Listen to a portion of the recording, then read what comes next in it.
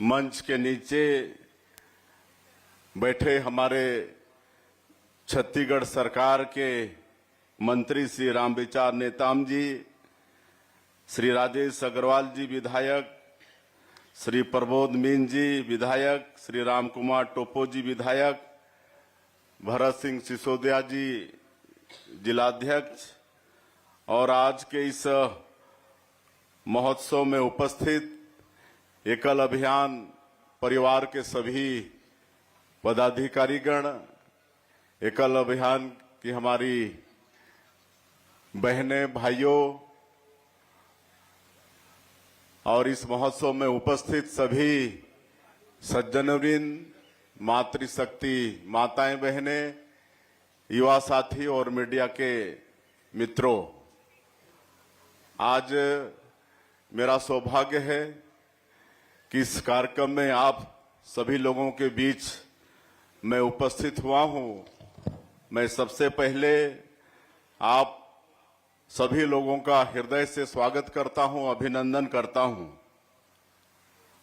कल गणतंत्र दिवस है और मेरा सौभाग्य है कि इस साल मां महामाया की नगरी अंबिकापुर में ध्वजारोहण करने का अवसर मिल रहा है। मैं आप सभी को गणतंत्र दिवस की अग्रिम शुभकामनाएं देता हूं। हमारे संचालक जी बता रहे थे कि ये वंदे मातरम का 150वां वर्ष है। आज से 150 वर्ष पूर्व बंकिम चंद्र चटर्जी ने यह महान गीत लिखा था और आज कोटि कंठों में यह गूंज रहा है। जब भी हम राष्ट्रगीत वंदे मातरम सुनते हैं तो हम सब भाव विभोर हो जाते हैं। पहले जब एकमात्र दूरदर्शन होता था, हमारे पुराने लोगों को मालूम होगा, तो इसकी सुबह की शुरुआत वंदे मातरम गीत से होती थी और पूरे उमंग के साथ हम सब अपने दिन की शुरुआत करते थे। सुभाषित श्लोकों में कहा गया है, जननी जन्मभूमिश्च स्वर्गादपि गरियसी, अर्थात जन्म देने वाली माता और जन्मभूमि दोनों स्वर्ग से भी बढ़कर हैं। मातृभूमि की प्रशंसा पर लिखा गया गीत वंदे मातरम है और मां भारती के प्रति हम सबको गहरी श्रद्धा से भर देता है।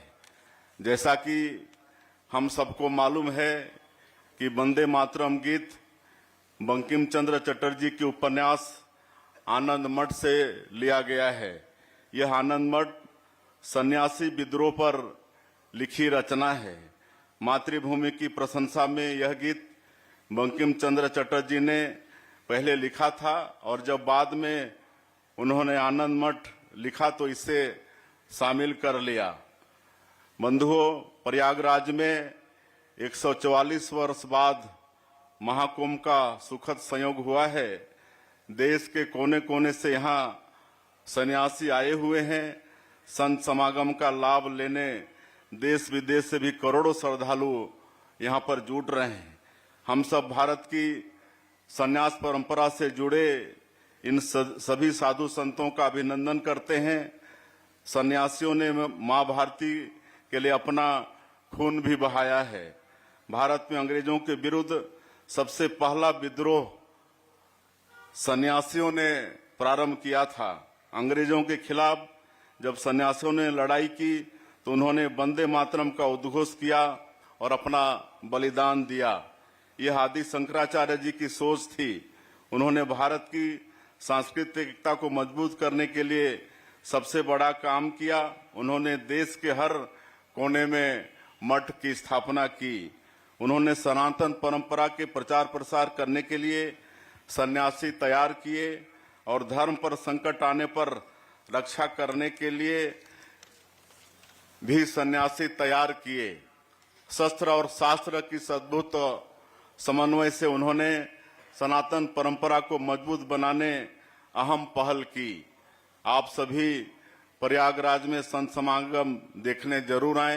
ये मेरा आप सभी लोगों से निमंत्रण है। आप वहां सनातन परंपरा के विविध रूप देख पाएंगे। यह हमेशा के लिए यादगार अनुभव होगा। हमारी सरकार ने प्रयागराज महाकुंभ स्थल में 4.5 एकड़ में छत्तीसगढ़ के तीर्थयात्रियों की सुविधा के लिए छत्तीसगढ़ मंडपम तैयार किया है। यहाँ रहने की और खाने पीने की सभी सुविधा छत्तीसगढ़ सरकार के तरफ से निःशुल्क है। श्री रामलला की प्राण प्रतिष्ठा के पश्चात प्रदेशवासियों को अयोध्या धाम का दर्शन कराने हम श्री रामलला अयोध्या धाम दर्शन योजना आरंभ किए हैं और अभी तक इस योजना का लाभ 20,000 से ज्यादा राम भक्त हमारे प्रदेश के ले चुके हैं।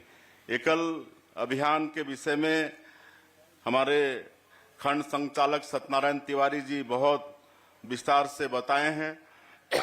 पूरे देश में 1 लाख से अधिक विद्यालयों के माध्यम से ग्रामीण क्षेत्रों में शिक्षा की क्रांति लाने का कार्य एकल अभियान कर रहा है। हमारे छत्तीसगढ़ प्रदेश में भी 3,800 विद्यालय चला रहे हैं।